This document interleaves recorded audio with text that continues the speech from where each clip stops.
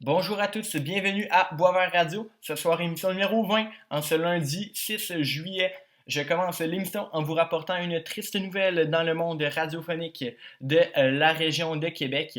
En effet, Dan Pou, celui qui a été le tout premier invité à Boisvert Radio, a annoncé par le biais de son compte Facebook qu'il quittait le FM 93, mettant ainsi fin à sa fameuse émission L'Avant-Match. Après 2244 émissions de l'avant-match qui était un rendez-vous quotidien là, en semaine à 18h au FM 93, c'est malheureusement la fin. Bon, on sait que Dan avait accepté le poste de directeur du club de golf Les Trois Saumons et qu'il a bien du fun avec ce job-là. Là. Dan, c'est un passionné de golf.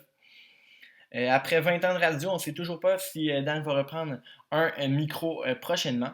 Mais je ne sais pas si tu es à l'écoute, mais je te souhaite le meilleur pour tes futurs projets.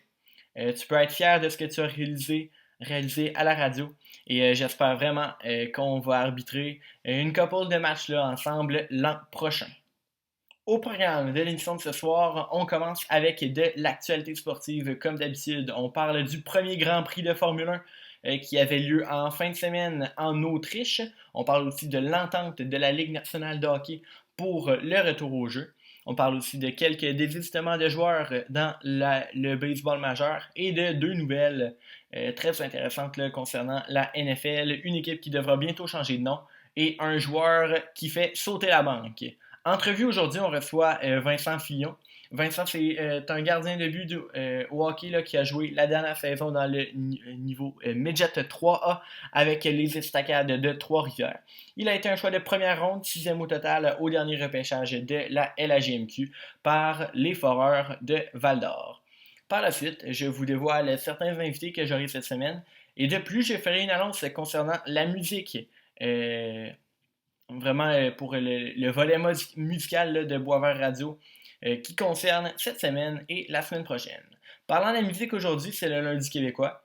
Les deux artistes que vous entendrez seront Jonathan Roy et Bleu Jeans Bleu. Donc, actualité sportive, maintenant, je vous parle tout d'abord de la Formule 1, car après, ouais, c'était le retour en fin de semaine de la Formule 1, au retour là, du confinement, là, de l'arrêt forcé des activités en raison de la COVID-19. Donc, cette semaine et la semaine prochaine, un Grand Prix est planifié sur le Red Bull Ring de Spielberg en Autriche. Donc, pour le tout premier Grand Prix de la saison, on a eu droit à vraiment une course incroyable. Là, on a eu droit à plusieurs abandons, plusieurs rebondissements et surtout un pilote qui remporte la victoire, ben, plutôt surprenant. Donc, au niveau du résultat, c'est le Finlandais Valtteri Bottas de l'écurie Mercedes qui a terminé la course au premier rang. Au deuxième rang, on retrouve le monégasque de l'écurie Ferrari, Charles Leclerc. Et au troisième rang, on retrouve le britannique de l'écurie McLaren, Lando Norris. Donc, il s'agit d'un premier podium en carrière pour Lando Norris. Le pilote de 20 ans, là, c'est pour lui, comme je le disais, un premier podium en carrière et il devient le plus jeune pilote britannique à monter sur un podium. Donc ça, c'est quand même quelque chose, là, considérant qu'il y a un dénommé Lewis Hamilton qui a déjà couru sur le circuit de la Formule 1. Et il est le troisième plus jeune de l'histoire à réaliser un podium. Seuls Max Verstappen et Lance Stroll ont réussi à terminer dans les trois premiers lors d'un Grand Prix plus jeune que lui. Donc parlons maintenant de Lewis Hamilton, car Lewis Hamilton a terminé deuxième, mais toutefois un incident avec Alexander Albon, un Thaïlandais, là, a mené à une pénalité pour Hamilton. Donc on va y revenir plus tard là, sur l'incident avec Albon, mais Hamilton a finalement été pénalisé justement de 5 secondes et il a pris le quatrième rang. Ben, parce qu'il avait terminé deuxième, mais la pénalité de 5 secondes a fait en sorte que Leclerc et Norris le dépassent. Donc, quatrième rang pour le dernier champion de la Formule 1, lui qui a, rappelons-le, à un seul championnat de de rejoindre le légendaire Michael Schumacher. La course a été marquée par une hécatombe, là, vraiment, de pilotes. En effet, 9 pilotes, donc pour vous donner, ont dû abandonner. Pour vous donner une idée, là, à la grille de départ, ils étaient 20. Donc, il y a seulement 11 des 20 pilotes qui ont réussi à compléter la course. Ça, c'est dû à peut-être une certaine rouille, là, entre guillemets, des pilotes, là, au niveau des tours, là, plus dans le contexte où des accidents ou des sorties de piste étaient plus difficilement évitables. Mais très certainement, c'est également dû à de la rouille au niveau de l'écurie, là. Vraiment, après près de 3 mois de pause et reprendre les Grands Prix, il y a certainement encore des ajustements qui seront nécessaires là, au niveau des écuries pour les monoplaces. Donc, par exemple, Lance Stroll qui a dû abandonner en raison d'un manque de puissance de la voiture. Donc, Lance Stroll, le Canadien de l'écurie Racing Point, là, qui avait connu des excellents essais libres et une excellente qualification, a dû abandonner malgré qu'il disait que sa voiture était bonne là, au début de la course. Également, Max Verstappen, qui est un autre prétendant au titre là, cette année, a dû abandonner très très tôt là, en raison d'ennuis de moteur. Notamment quelques autres pilotes qui ont abandonné. Là. Notons Kimi Raikkonen et Daniel Ricciardo, qui n'ont tous pas terminé la course. Revenons maintenant à l'incident Albon-Hamilton. Donc, c'était au 20e tour. Non, c'était pas au 20e tour. Mais bref, c'était Albon avait réussi son dépassement sur Lewis Hamilton. Donc, au moment que c'est arrivé, Bottas était premier, Hamilton était deuxième et Albon était troisième. Et Albon de l'écurie Red Bull avait réussi à dépasser Lewis Hamilton pour obtenir le deuxième rang. Mais toutefois, c'était dans un virage. Et dans ce virage, Hamilton disons, a envoyé sa voiture trop vers la gauche, laissant vraiment pas beaucoup d'espace à Albon afin d'effectuer le virage lui aussi. Là, Lewis Hamilton a pris l'intérieur, mais a trop vogué vers l'extérieur. Et le contact entre Albon et Hamilton était peut-être évitable, mais en tout cas, le contact a eu lieu. Donc, Albon a dû abandonner en raison de l'incident avec Hamilton et Hamilton a eu 5 secondes de pénalité en raison de cet incident, ce qui lui a fait descendre de la 2e à la 4e place. Un deuxième Canadien, autre que Lance Stroll, était en piste. On sait que Lance Stroll, bien évidemment, a abandonné en raison de manque de puissance de la voiture. Mais l'autre Canadien qui était en piste, Nicolas Latifi de l'écurie Williams, a réussi à compléter la course. Il a toutefois terminé au dernier rang parmi les coureurs qui ont complété la course. Donc au moins, les 71 tours, il a réussi à les faire. Et c'est une très bonne nouvelle pour lui et l'écurie Williams. Passons maintenant au prochain sujet d'actualité, qui est le retour au jeu de la LNH. Donc aujourd'hui, on a eu une confirmation que la LNH, donc la Ligue et l'Association des joueurs, étaient arrivés à une entente de principe pour le retour au jeu. Donc un accord a été trouvé pour prolonger la convention collective actuelle de 4 ans et la ratifier également, là, donc ajouter certaines conditions permettant et autorisant, bien entendu, le retour au jeu de la Ligue nationale. Donc, avant que la LNH aille de l'avant avec son plan de retour dans deux villes bulles, incluant 24 équipes, il ne reste qu'une seule chose, soit que cette entente soit passée au vote. Donc, pour passer au vote, justement, l'entente a besoin de l'approbation des propriétaires de chacune des équipes de la Ligue nationale, du comité exécutif de la Ligue nationale et également de l'association des joueurs. Donc, les joueurs voteront pour être sûrs pour accepter ou non le retour au jeu. Donc, cette entente signifie, officialise plusieurs choses. Tout d'abord, les camps d'entraînement vont débuter le 13 juillet. Donc, ça, c'est dans exactement une semaine. Donc, c'est une excellente nouvelle là, pour les amateurs de hockey.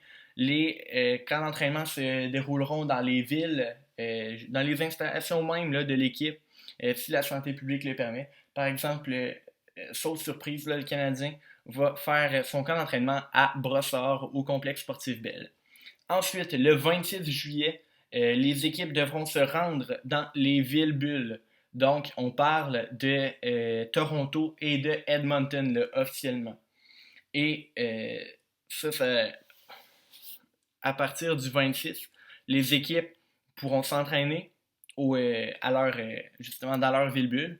Et sûrement qu'il y aura également des matchs hors concours entre le 26 juillet et le 1er août afin de officiellement là, dérouiller les joueurs et d'être sûr qu'ils soient prêts pour le 1er août. Pourquoi le 1er août? Parce que le 1er août, c'est la date officielle du retour des matchs du hockey. Donc, le 1er août prochain, le hockey professionnel sera officiellement de retour en Amérique du Nord et la ronde qualificative débutera au tout début du mois d'août. Donc, ensuite, si on se projette plus loin, là, les séries officielles après la ronde qualificative, auront lieu dans la deuxième moitié du mois d'août et dans le mois de septembre. Et la Coupe Stanley devra être donnée environ à la mi-octobre. On pense là, en tout cas au mois d'octobre. Et ça va faire en sorte que le marché des joueurs autonomes s'ouvrira en novembre et que possiblement le repêchage aura lieu fin octobre. Donc, au niveau des tests, bien évidemment, avec la COVID-19, la situation sanitaire est toujours assez, pas nébuleuse, là, mais assez complexe. Donc, chaque joueur là, seront testés à chaque jour. Donc, c'est plus de 2000 tests qui auront lieu chaque jour pour les joueurs. Et bien évidemment, ces tests seront obligatoires pour les joueurs. Et si un test se révèle être positif, le joueur sera placé en isolement, sera indisponible pour les matchs et de leur côté, les matchs continueront d'avoir lieu. Toutefois, si la Ligue le juge nécessaire, ils se permettent d'annuler, de reporter ou même d'arrêter là, un match s'il est commencé pour n'importe quelle raison sanitaire. Autre chose intéressante avec cette entente, les familles des joueurs seront permises lors des finales d'association de la LNH. Donc, on sait que la finale, que la Coupe Stanley va être donnée à Edmonton. Donc, la finale de l'Est et la finale de l'Ouest vont également avoir lieu à Edmonton. Et si la situation sanitaire le permet, les familles des joueurs des 4 équipes et du membre du personnel des équipes vont pouvoir rejoindre justement les joueurs à Edmonton pour la phase 4. Donc, c'est une très bonne nouvelle pour les joueurs là, s'ils se rendent là. S'ils se rendent dans les finales d'association, ça veut dire qu'ils seront vraiment éloignés de leur famille pendant un très long bout de temps. Et ça, c'est justement, ça fait en sorte que les joueurs vont pouvoir compter sur l'appui là, de leur famille pour cette finale d'association et vont pouvoir les retrouver. Là. Parce que s'ils se rendent là, ça veut dire que, considérant que les équipes s'en vont dans les villes bulles à partir du 26 juillet, et ça va faire juillet, août, septembre, octobre, près de 4 mois là, qu'ils n'auront pas vu leur famille. Donc, c'est une bonne nouvelle pour eux. Également, on a eu une nouvelle mise à jour pour les tests, les résultats de tests dans la Ligue nationale de hockey. Donc, on a 8 nouveaux cas à ajouter là, pour la dernière semaine. Donc ça porte le total à 35 joueurs qui sont atteints de la COVID-19. Bien entendu, la plupart sont asymptomatiques. Vraiment, 2900 tests ont été utilisés, ont été faits sur près de 396 joueurs. Donc, le fait qu'il y ait seulement 35 positifs au total et 8 depuis la dernière semaine, c'est une excellente nouvelle. Parlons baseball maintenant. Certains joueurs se sont désistés de la reprise au jeu. Ils ont annoncé qu'ils ne joueront pas en 2020. Donc, entre autres, David Price. David Price, lui, qui a décidé de ne pas revenir, bien entendu, en raison des inquiétudes face à la COVID-19. Lui qui était un nouveau membre là, des Dodgers de Los Angeles. Et il les a rejoints en compagnie de Mookie Betts lors d'une transaction en février dernier. Donc, âgé de 34 ans, David Price avait fait 2 départs lors du camp printanier. Et il avait lancé 4 manches. On sait que Price est une ancienne gloire là, du baseball. On sait qu'il a perdu un peu de sa superbe récemment. Il a d'ailleurs pas remporté un trophée Cy Young là, remis au meilleur lanceur de la Ligue en 2012. Et le fait qu'il ne participera pas au retour au jeu fait en sorte qu'il laisse sur la table une pochette de 32 millions de dollars pour avoir refusé de revenir au jeu. Un autre joueur a décidé de ne pas revenir. Il s'agit du lanceur Félix Hernandez, lui qui est âgé de 34 ans. Il évolue pour les Braves d'Atlanta, donc tout comme Price, Hernandez est inquiet là, face à la situation sanitaire. Et il a raison de l'être là, puisque la situation est vraiment très déplorable là, aux États-Unis. Lui aussi, Hernandez, c'est une ancienne gloire du baseball là, qui avait perdu un peu de sa superbe ces temps-ci. Il avait remporté le trophée Cy Young en 2010. Et le fait qu'il ne revienne pas et la situation aux États-Unis a poussé un autre joueur des Braves d'Atlanta à ne pas revenir. Donc, il s'agit du voltigeur Nick Markakis. Donc, après Ryan Zimmerman, Ian Desmond et Mike Leake, c'est 3 autres joueurs là, en Markakis, Price et Hernandez qui ne reviennent pas au jeu. Et une autre affaire qui fait peur, là, c'est un autre joueur des Braves d'Atlanta, Freddie Freeman. Lui, il est atteint de la COVID-19. Ça a été mentionné publiquement. Et il a accepté là, de dévoiler son nom. Et sa femme a mentionné sur Twitter qu'il était symptomatique et qu'il était gravement malade. Donc, c'est une mauvaise nouvelle pour le baseball majeur. Là. Vraiment, la situation sanitaire est vraiment déplorable aux États-Unis et ça met un frein présentement là, au retour du baseball. Maintenant, je vous parle de Patrick Mahomes.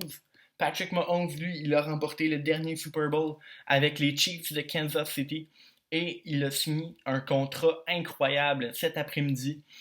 Patrick Mahomes serait lié aux Chiefs de Kansas City pour encore 10 ans, donc jusqu'en 2031, puisque son contrat actuel là, expire en 2021. L'entente est une valeur totale de 503 millions. C'est incroyable. Ça fait en sorte qu'il gagnera plus de 50 millions par année.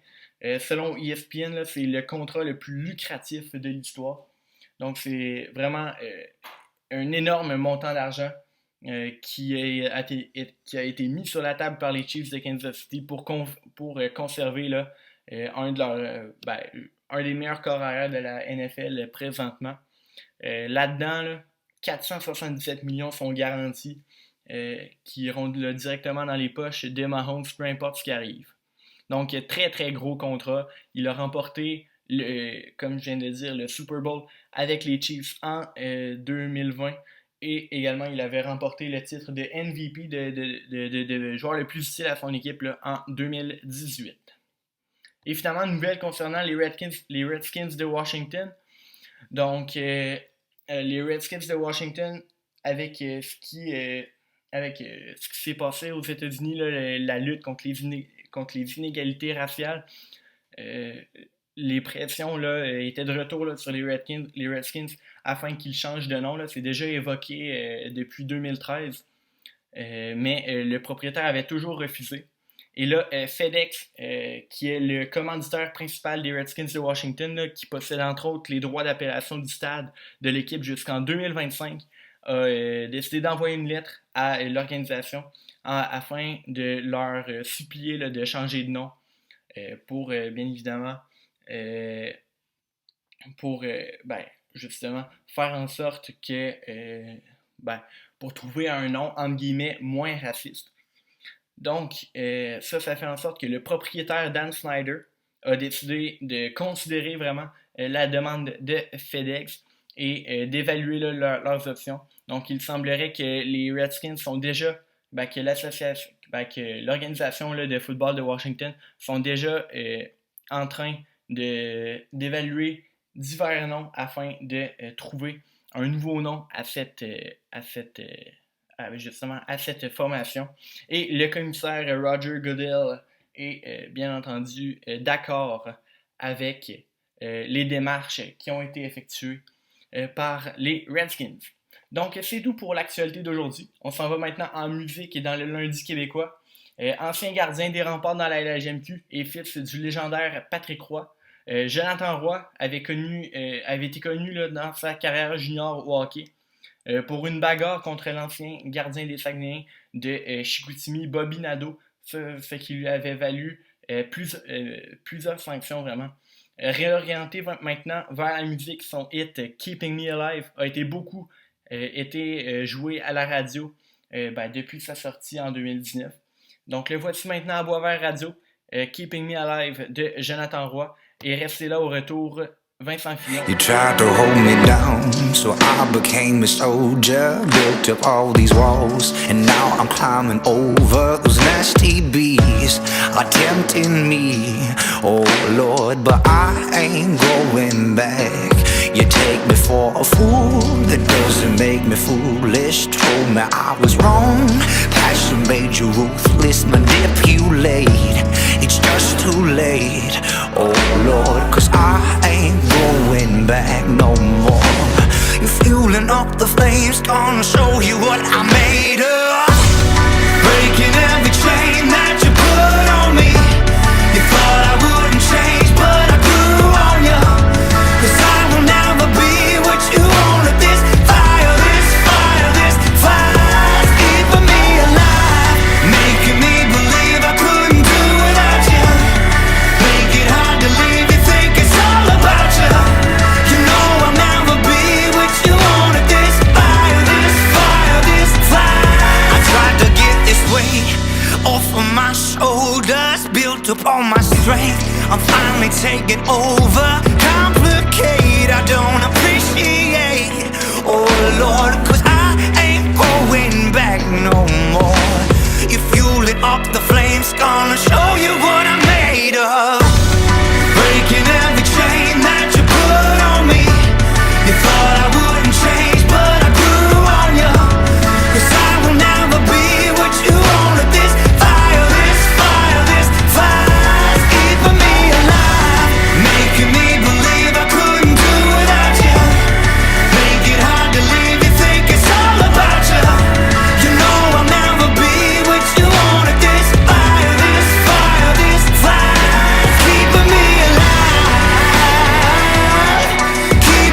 keeping me alive, keeping me alive, keeping me alive. This fire's keeping me alive, breaking me, shaking me, shaping me into what I never wanted. Oh, breaking me, shaking me, making my beating heart a little stronger, baby.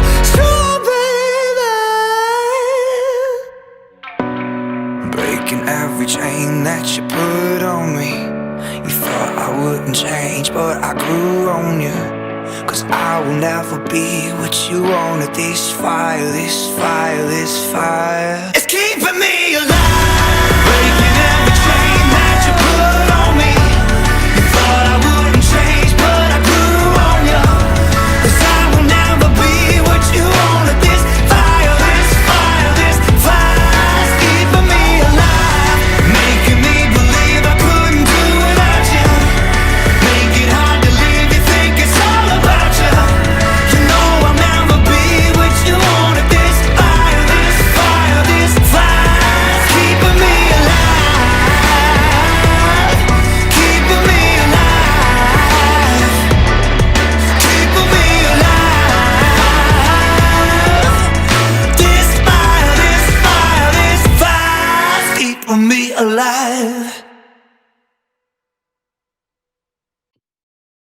On est de retour à Boisvert Radio. C'est maintenant l'heure de l'entrevue d'aujourd'hui.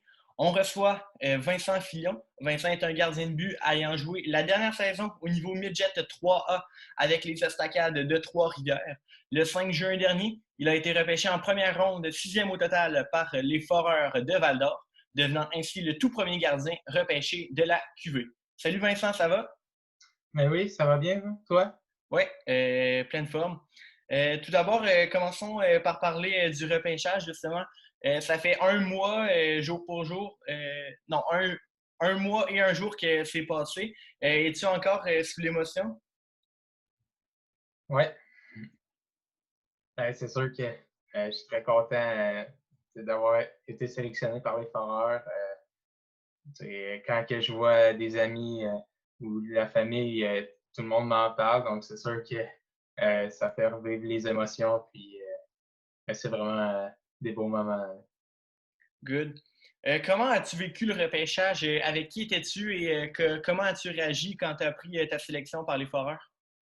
Mes parents sont séparés, donc j'étais chez ma mère, puis mon père nous avait rejoints, donc j'ai vécu ça en famille. Puis il y avait beaucoup d'amis aussi qui avaient manifesté leur intention de venir passer le repêchage avec moi, mais comme avec la pandémie, on ne voulait pas prendre de chance.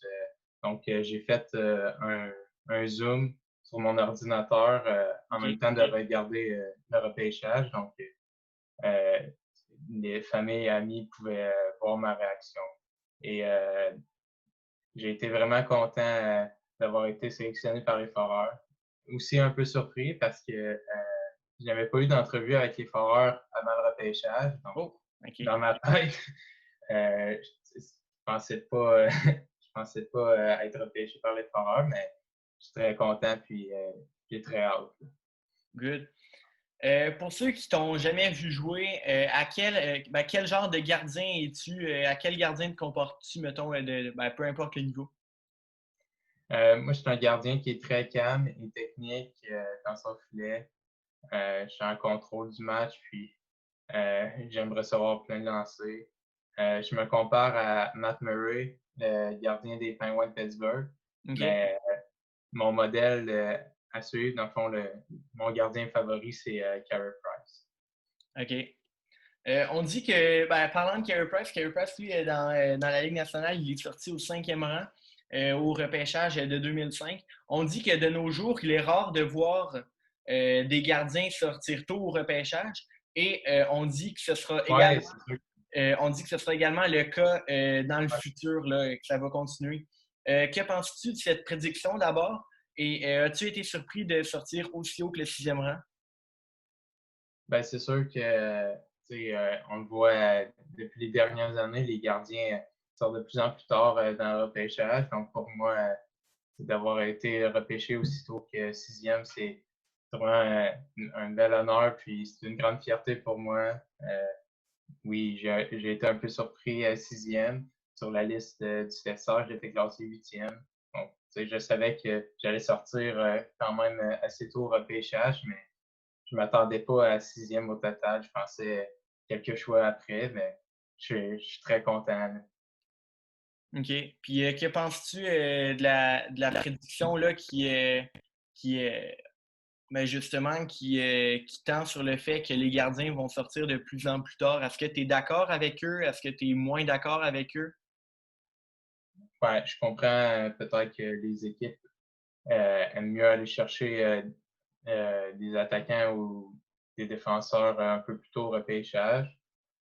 Puis, si les gardiens sortent plus tard, c'est correct. C'est sûr que c'est vraiment une grande fierté pour moi d'avoir été sélectionné aussitôt. Puis, j'espère justement qu'avec notre année de repêchage cette année, qui était une excellente cuvée de gardiens de but, j'espère que justement cette tendance-là que les gardiens sortent plus tard, elle va arriver moins souvent, puis que ça va recommencer à sortir plus tôt. Là.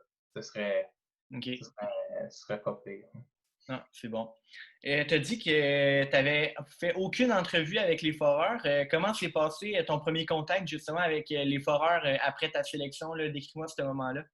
Ouais. Je te dirais environ une minute après que j'ai entendu mon nom, j'ai reçu des appels de Pascal Daou, le directeur général des OK. Foreurs, de Daniel Renaud, l'entraîneur-chef. J'ai reçu aussi des messages textes de quelques joueurs et aux personnes de l'organisation.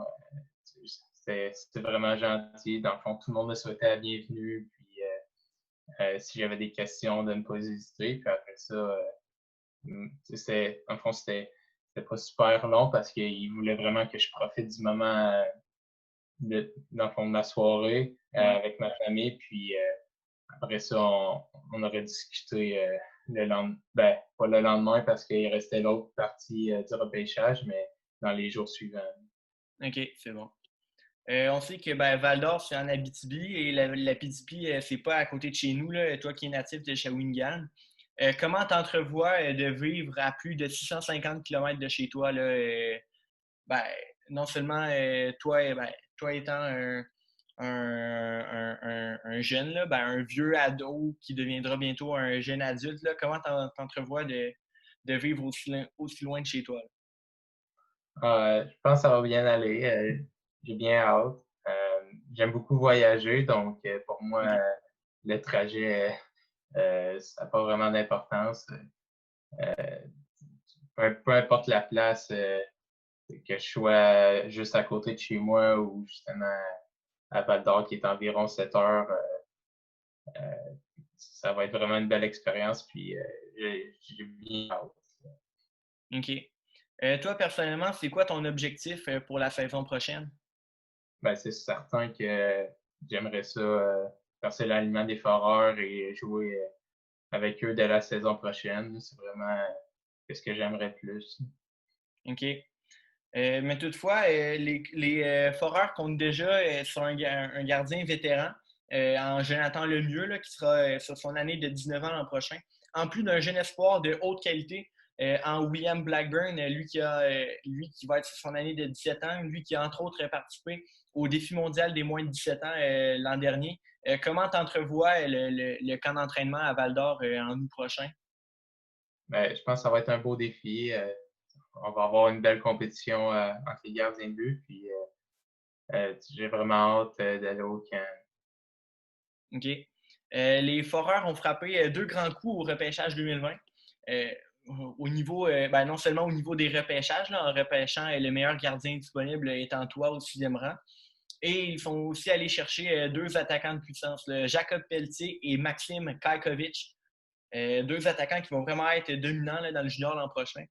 Comment est-ce que tu vois le futur à Val d'Or, là, toi qui, ben, à moins d'un échange, là, tu vas passer les 5 prochaines années de ta vie là-bas? Euh, ça s'annonce très bien pour le futur à Val d'Or.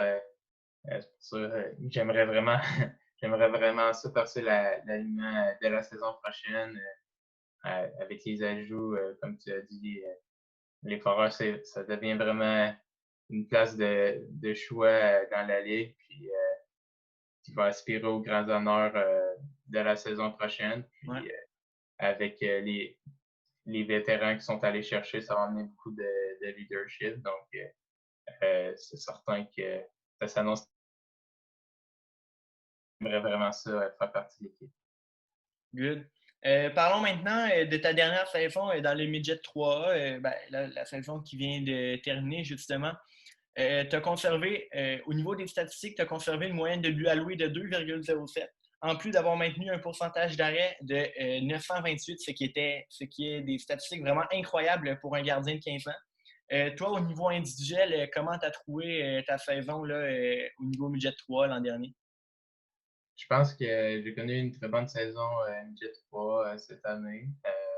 C'est sûr que ça s'est terminé plus tôt que prévu, non seulement à cause de la pandémie, mais aussi à cause de notre élimination en première ronde. C'est Ouais. certain qu'on voulait jouer plus longtemps puis se rendre plus loin dans les séries. Mais je pense qu'en général, de mon côté, j'ai eu une très bonne saison avec des prix et des nominations que j'ai eues au gala. Aussi de faire partie de l'équipe canadienne des Jeux olympiques de la jeunesse, là, ce qui a été vraiment la plus belle expérience de ma vie et c'est un grand honneur de représenter le Canada. OK. On va y revenir un peu plus tard pour les Jeux olympiques. Là. Continuons de parler de ta saison Midget 3. Quand tu es arrivé au camp d'entraînement des Estacades, tu avais 15 ans. Tu as fait l'équipe et dans les premiers matchs là, et pour toute la saison, tu as affronté des attaquants qui avaient des tirs là, de 16 ans, de 17 ans. Comment c'était, toi, justement, âgé de 15 ans, d'arriver contre des gars 2 ans plus vieux justement dans des matchs? Là, comment tu t'es adapté au niveau Midget 3 en tant que gardien? Pour mon adaptation, je pense que ça s'est bien fait, puis pas mal toute seule, je dirais, parce que moi, au niveau Pee-Wee, j'avais été surclassé. Donc, OK. j'avais joué avec la majorité des gars plus vieux et contre aussi des autres équipes. Donc, c'était pas complètement nouveau pour moi de jouer avec des plus vieux. Donc, je pense que mon adaptation s'est très bien faite. Puis, je pense que j'ai connu une très bonne saison par la suite. OK. Avec les Estacades, vous avez connu une très bonne saison, là, terminant au 6e rang de la Ligue sur 15 équipes. Mais en série, vous avez perdu au premier tour contre les Vikings de Saint-Eustache. Comment as-tu vécu personnellement et collectivement cette défaite-là? Ouais, comme j'ai dit tantôt, on était tous très déçus d'avoir perdu en première ronde. On voulait vraiment gagner, puis c'est certain que euh, ça a vraiment été difficile, mais on a passé à travers, puis on aurait été prêt pour la Coupe Dodge, même si Ouais. elle n'a pas eu lieu. Là. Mais c'est sûr que c'est vraiment, c'est vraiment triste. Là. Ben, ça n'a pas été facile vraiment à accepter d'être éliminé. OK. Tu en as parlé tantôt comme étant la plus belle expérience de ta vie. Tu as représenté le Canada aux Jeux olympiques de la jeunesse en janvier ou février dernier, je ne me rappelle plus exactement, à Lausanne, en Suisse. Donc, tu es allé représenter le Canada là-bas aux Jeux olympiques de la jeunesse. Euh, Ton équipe, le Canada, vous avez remporté la médaille de bronze et tu as été d'office lors de 4 rencontres lors de la compétition. Raconte-moi un peu ton expérience là-bas.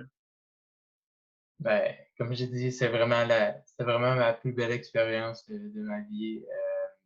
Pour moi, tout était nouveau. C'était mon premier voyage, la première fois en avion. Donc, OK.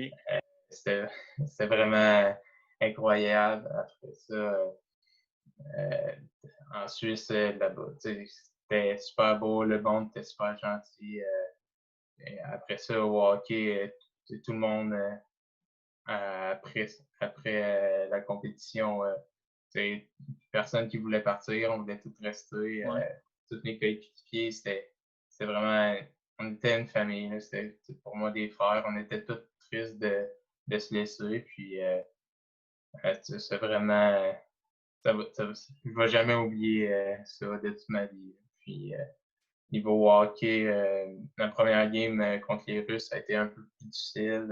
Je pense que on a été surpris, puis on a été indisciplinés aussi, donc ça nous a coûté cher, mais par la suite, je pense qu'on s'est retroussé les manches, puis là, ça a bien été, puis on a réussi à aller chercher la médaille de bronze contre les Finlandais. OK. En terminant, là, quel est ton plus beau souvenir de hockey mineur? Justement, quel est ton plus beau souvenir de hockey de ta vie? Ben, c'est clairement les Jeux olympiques de la jeunesse, là. Il n'y a OK. aucun doute là-dessus, mais sinon, c'est l'an passé, au niveau 2023, j'ai remporté la Coupe Dodge avec les Estacades. Puis, OK. ça aussi, ça a été un très beau moment de hockey. L'équipe, tout au long du tournoi, on est comme soudés. Puis, C'était vraiment un très beau tournoi. Puis ça aussi, justement, je vais m'en souvenir pour toute ma vie. OK, parfait, excellent. Merci beaucoup, Vincent, d'avoir accepté mon invitation. Mais ça fait plaisir. Merci à toi aussi. Hein, ben, ça fait plaisir, moi aussi. Je te souhaite un très bel été et bonne chance pour le camp des Foreurs en août prochain. Merci. Bon été à toi aussi.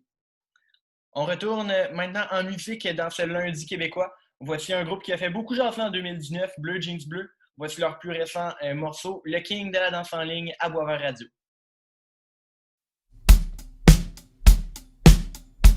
Je suis le king de la danse en ligne.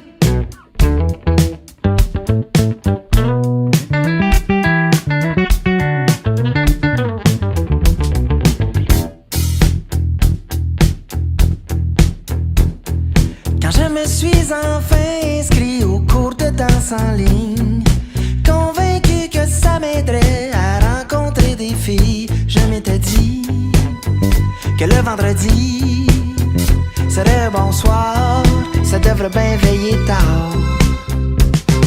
Au premier cours, lors de la présentation des inscrits, j'ai vu qu'il y avait plus de Yolande que de Stéphanie. J'ai compris que j'avais choisi, sans le savoir, le soir de l'âge d'or. Ça c'était pas mon meilleur call.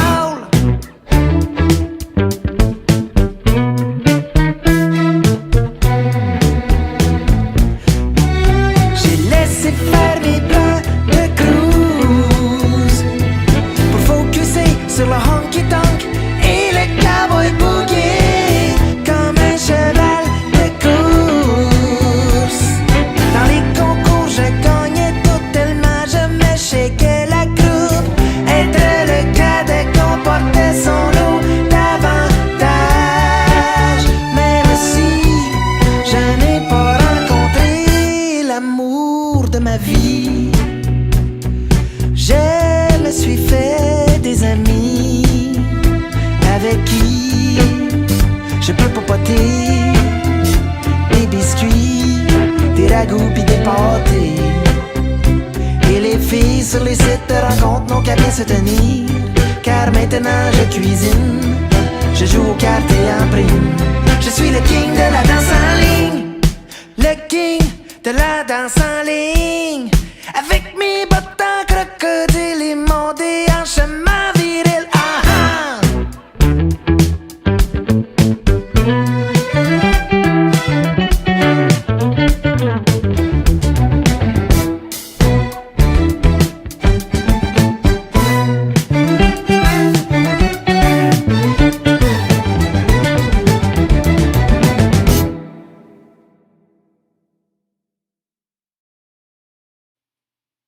C'est maintenant l'heure pour moi de vous dévoiler des invités que j'aurai le plaisir d'accueillir à Boisvert Radio cette semaine. Tout d'abord, demain, je recevrai Olivier Brett.